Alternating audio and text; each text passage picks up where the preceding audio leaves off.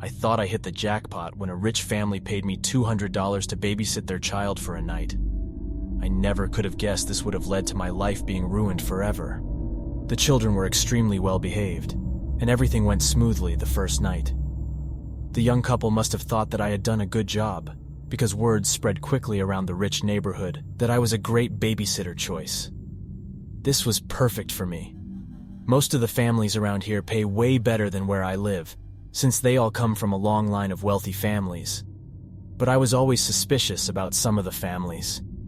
You hear rumors about really rich people, some very creepy stories, but I never actually believed any of them. Sometimes I'll babysit for a few hours and make a couple $100. Other times, the parents want me to stay the night while they go off and get a hotel room so that they could be away from their kids for a change. That is where I make the big bucks. A couple of days ago, a husband and wife had texted me asking if I could stay the night at their mansion inn and watch their 7-year-old little girl for them. I happily agreed, not knowing this might be the last time I ever see the outside world again. When the day finally came, I drove my beat-up Jeep Wrangler to the edge of the rich neighborhood and made my way up this private driveway that I had never noticed before because the entrance was hidden back amongst the trees that surround the entire north side of town. I drove up this steep, winding driveway for what seemed like 10 minutes before I finally saw the house come into view. Out of all the houses I've babysat at, this was hands down the most gorgeous one I've ever seen. I hoped I would get some good money for this. I got out of my car and made my way up to the front porch, where I knocked on this gigantic wooden door. A few seconds later, a beautiful woman in her mid-30s answered and introduced herself as Mrs. Collins. She called her husband down, and shortly after, an extremely handsome man, also in his 30s, came walking down the grand stairway, holding an adorable little girl in his arms. The couple seemed very anxious to leave, and even though they were both gorgeous people, I could tell that underneath all of their beauty, they were both extremely tired and haggard from having to keep up with their 7-year-old. They were obviously very excited about having an entire night to themselves and couldn't wait to get out of there as fast as they could. Before Mr. and Mrs. Collins left, however, Mrs. Collins handed me several pieces of paper and told me that she had written down a couple of instructions for me to follow throughout the night. She stressed to me how important it was to follow her instructions, and I assured her that I'd give them a look. I waved to the pretty young couple as they made their way down the driveway in their expensive Mercedes, and then closed the door behind me. I gave the instructions a quick once-over before folding the papers and stuffing them into my back pocket. I'll look at them later. Samantha was a very nice young girl who warmed up to me almost immediately, or so I thought. We had spent the next few hours playing games and watching TV. After we finished our 5th episode of Teen Titans Go, I noticed that it was getting late and asked Samantha what her bedtime was. She shrugged, not really giving me an answer, which is when I remembered Mrs. Collins's instructions. I pulled out the folded pieces of paper and scanned through them very quickly when I saw the words Samantha needs to be in bed before 8 p.m. "Well, it looks like your bedtime is right now," I said. She brushed her teeth, and I tucked her into her California king-sized mattress. I told her good night and was leaving her room when she said something that stopped me in my tracks. "Don't forget to lock my door before you leave," she said. I stopped walking and turned back around toward her, confused. "What do you mean, don't forget to lock your door?" I asked. "Why would I need to lock your door? What if you have to go to the bathroom in the middle of the night?" She looked at me innocently and shrugged her shoulders again. "I don't know, but Mommy always locks my door before I go to sleep. She says she does it to protect me and herself. I don't remember what happened after I fall asleep, but Mommy says that I always try to leave my room at night, which is a bad thing." I looked at her dumbfounded. I didn't know what to say. What sort of parents would lock their child in their room at night? She gave me a big smile and rolled over in her bed. I closed her door and noticed that there was a latch drilled into the doorframe that would allow someone to lock it from the outside. I closed the latch and then walked back downstairs so I could read the rest of Mrs. Collins's instructions. When I had first seen the pieces of paper, I was under the impression that they were just instructions that told me what shows Samantha is not allowed to watch or how to operate the surround sound. After I started reading them, though, I realized that I was wrong. I was completely and utterly wrong. I started reading. "Hello, Annie. I'm so glad that you agreed to stay the night and babysit the 4 of us. She's such an angel, and I'm sure that the both of you will get along very well." I know that our house might seem old and scary, but don't worry, because nothing bad will happen to you as long as you follow some simple instructions. Firstly, Samantha needs to be in bed in her room with the door locked before 8 p.m. Do not open up her bedroom door after 8 p.m. I repeat, do not open Samantha's bedroom door after 8 p.m. She will try to convince you to open the door in many different ways. She will cry, scream, and threaten you until you give in. But do not listen to her.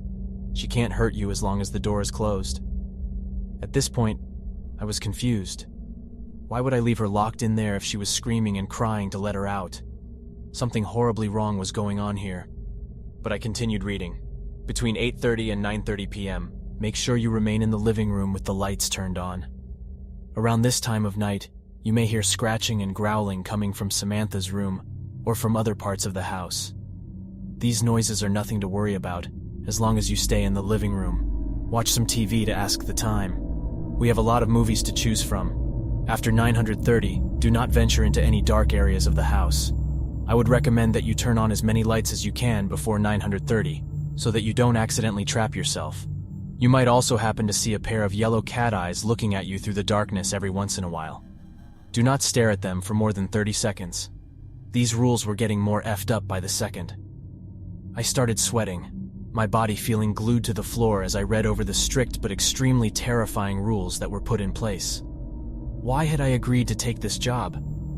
At around 10 p.m., it might begin to sound like there are several people walking around in the basement downstairs. Do not worry, because as long as you stay out of the basement, they cannot get to you. I know it sounds unlikely, but around this time, you will begin to feel an overwhelming urge to walk down into the basement. If this happens, go into the kitchen and drink a cold glass of milk. This usually helps. The urge will most likely pass after about 10 minutes. But if the urge is still there after 10 minutes, and you don't think that you will be able to stop yourself from walking into the basement, then call either me or Mr. Collins, and we'll tell you what to do. Now, this next part is very important. You will be sleeping in our guest room upstairs for the night. Before you go to bed, make sure that you leave a plate outside your bedroom door with a piece of raw steak on it. You can find the raw steak in our refrigerator and leave a glass of milk next to the plate as well. And that's about it. Final rule: don't eat meat after 8. They might see it as a threat and will most likely attack you. P.S. Throughout the night, you might hear a dog whimpering from somewhere off inside the house. We don't have a dog, so don't go looking for it. I hadn't realized what I'd gotten myself into right as I had finished reading the rules. It was 8:31, and the growling noises just started. It sounded like they were coming from every room in the effing house. My hands were shaking as I reread the instructions, the realization of what I was dealing with sinking in. I was trapped in a house with something that was far from normal. The growling noises were getting louder and seemed to be coming from every room. I forced myself to calm down, taking deep breaths. I had to follow the rules, no matter how bizarre they were. Over the next few hours, things only got stranger and more terrifying. The growling turned into scratching, and sometimes I would hear what sounded like a soft whimpering, like a dog. But I remembered Mrs. Collins' postscript. They didn't have a dog. I stayed in the living room, keeping the lights on as instructed, and waited. The urge to go down to the basement was strong, but I fought against it. Going into the kitchen and gulping down glasses of milk around 10 o'clock p.m., I heard the sounds of footsteps in the basement. But I didn't go down there. I stayed put, watching TV to distract myself from the cacophony. It was during one of these distractions that I noticed a different piece of paper on the coffee table, a sheet that had been tucked away under a magazine. It was a diet plan for Samantha, written in Mrs. Collins's neat handwriting. My heart skipped a beat as I read through it. It was a weekly meal plan, but it wasn't the usual fare you'd feed a 7-year-old. Liver on Monday, kidneys on Wednesday, heart on Friday. It was a diet composed of human organs. My stomach churned as the horrifying truth hit me. Samantha wasn't just some ordinary child. She was something else. As the realization dawned on me, I heard a loud crash from upstairs. It sounded like a door being broken down. The noise was followed by the soft padding of feet on the staircase. Samantha. I could hear her humming a lullaby as she descended, her voice echoing through the eerily silent house. My heart pounded in my chest as I stood rooted to the spot, my mind racing. I thought back to Mrs. Collins's instructions, her insistence that I follow them exactly. But it was too late for that now.